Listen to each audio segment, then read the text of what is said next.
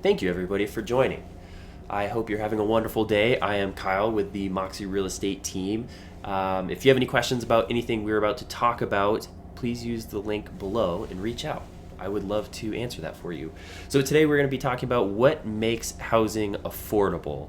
Obviously, that is a big issue. That is a big topic that everybody talks about these days, whether that is a political thing or a government thing or just a social, whatever. Everybody talks about how expensive rents are, what's affordable when it comes to their rent or their lease or their purchase or whatever. Everybody thinks it's crazy, which is not wrong, actually. We're going to look at a little bit of the data today.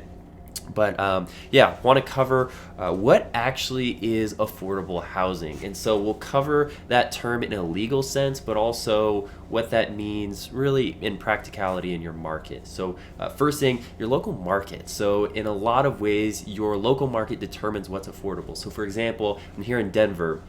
Denver doesn't look like Colorado Springs. Denver's a little bit more expensive. And so let's say you have a $500,000 house here in Denver. That might be much more affordable for people here just because of the market, right? Average price is quite a bit higher than $500,000. Whereas in Colorado Springs, that might be a bit more expensive. So you can see that reflected in the market as maybe it sits longer or you have fewer buyers that would like to purchase that or in an extreme example, let's say you go up to Aspen, right? $500,000, you could get maybe a parking space for that. But it's a very, very different market.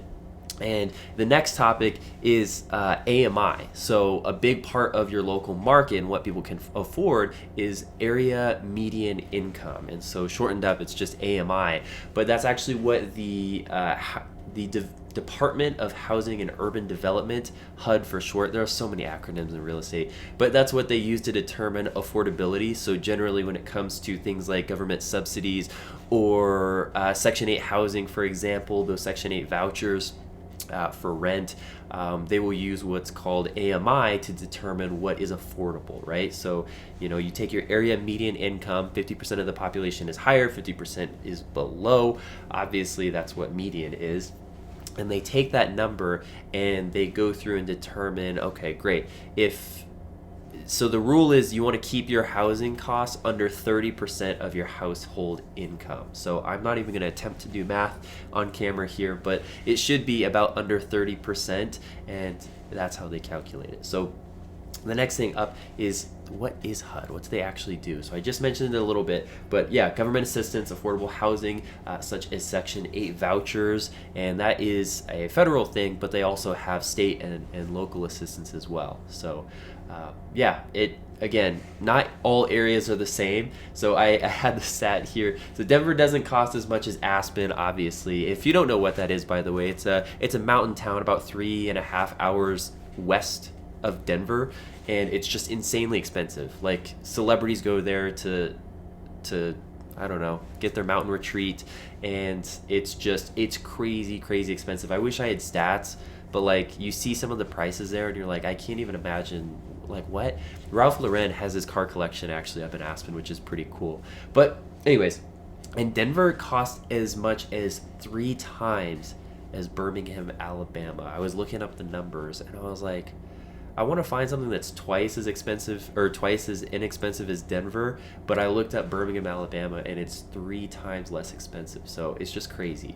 When it comes to what is affordable, it's highly dependent on what area you're in, and obviously tied to that is the median income, right? So people in Denver generally make pretty good money. It's into the 6 figures.